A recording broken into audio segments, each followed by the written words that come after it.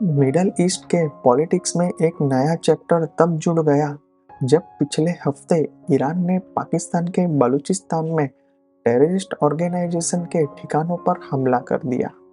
Iran के Islamic revolutionary guard corps (IRGC) का निशाना सुन्नी टेररिस्ट ऑर्गेनाइजेशन जैश अल अदल था। मिसाइल और ड्रोन हमले में जैश अल अदल की 2 बिल्डिंग्स डिस्ट्रॉय हो गई। इनमें से ज्यादातर कार्रवाइयों का ऑब्जेक्टिव साइकोलॉजिकल प्रेशर बनाना है।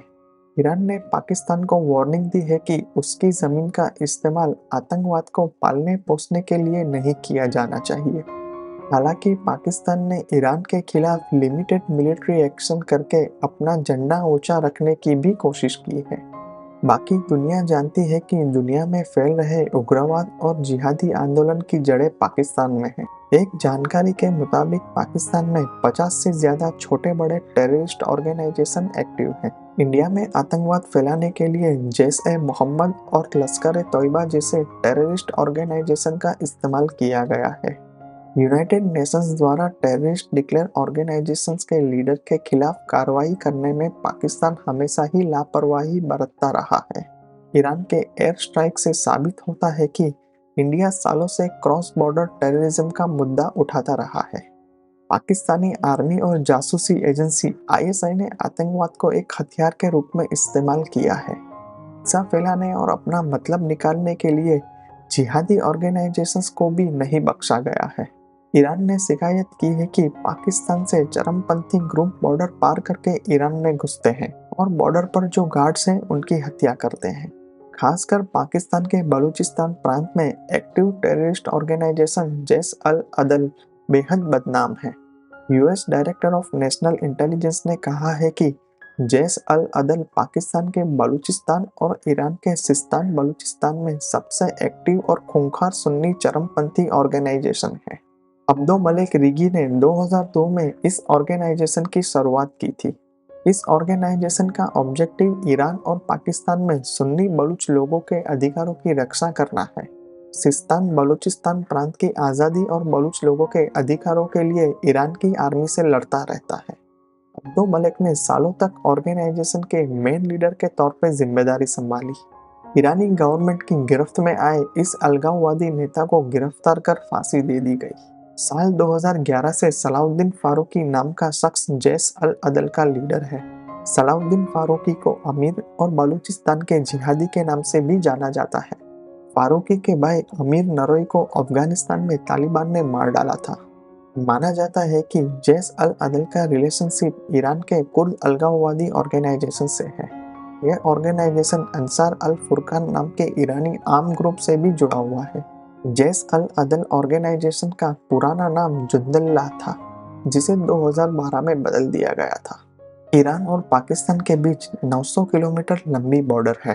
पाकिस्तान के बलूचिस्तान प्रांत की तरह ही ईरान का सिस्तान बलूचिस्तान प्रांत भी बॉर्डर से जुड़ा हुआ है। अफगानिस्तान के निमरुज और हेलमंद के कुछ इलाकों को भी बलूचिस्तान माना जाता है। ओरिजिनली बलूचिस्तान 3 देशों में बटा हुआ है। पाकिस्तान के बलूचिस्तान का एरिया 3,47,190 स्क्वायर किलोमीटर है। एरिया के लिहाज से यह पाकिस्तान का सबसे बड़ा प्रांत है, लेकिन पॉपुलेशन सिर्फ 1,48,00,000 है। पाकिस्तान की गवर्नमेंट सालों से बलूचिस्तान के लोगों के साथ भेदभाव करती आ रही है। पहाड़ों और पहाड़ियों से घिरा यह पूरा एरिया मिनरल वेल्थ से हरा भरा है। डेवलपमेंट का बेनिफिट बांटने में अन्याय की लोगों की भावना बहुत पुरानी है। पाकिस्तान आर्मी बंदूक की नोक पर लोगों में खौफ रखती है। पाकिस्तानी आर्मी के अत्याचारों से परेशान लोग सालों से अलग बलूचिस्तान के लिए आंदोलन कर रहे हैं। चाइना और पाकिस्तान का एम्बिशियस कॉरिडोर बलूचिस्तान से ग्वादर पोर्ट तक चलता है। बलूचिस्तान से गुजरने वाले कॉरिडोर पर लोकल लोगों को ऑब्जेक्शन है। ईरान का साउथ ईस्ट प्रांत सिस्तान बलूचिस्तान ईरान का एक बेहद गरीब एरिया है, जहां बड़ी संख्या में बलूच सुन्नी मुसलमान रहते हैं। यहाँ के सुन्नी मुस्लिम समुदायों में यह गहरी भावना है कि वहाँ के शिया लोग उनके प्रांत के साथ भेदभाव करते हैं। ईरान और पाकिस्तान की बॉर्डर से लगे इन दोनों प्रांतों में टेररिस्ट ऑर्गेनाइजेशन पनप चुके हैं। पाकिस्तान के बलूचिस्तान के सुन्नी और ईरान के सिस्तान बलूचिस्तान के सुन्नी बॉर्डर पार मिलते रहते हैं।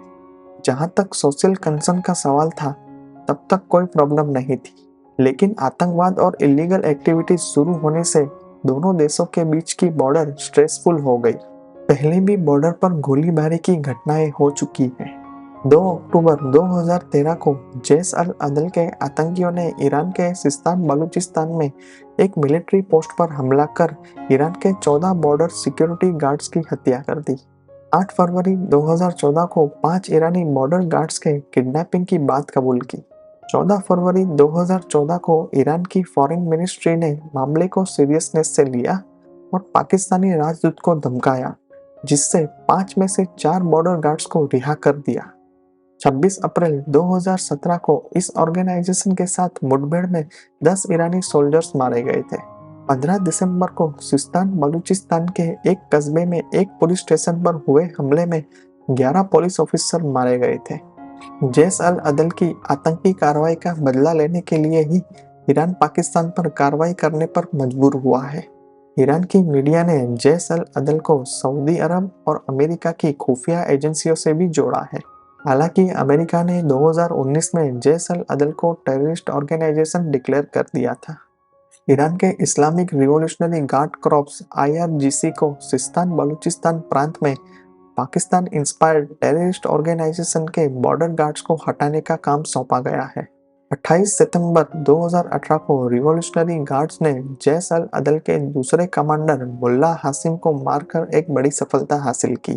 14 अगस्त 1947 को जब पाकिस्तान आज़ाद हुआ तो दुनिया में सबसे पहले ईरान ने पाकिस्तान को एक अलग देश के रूप में सम्मान दिया था।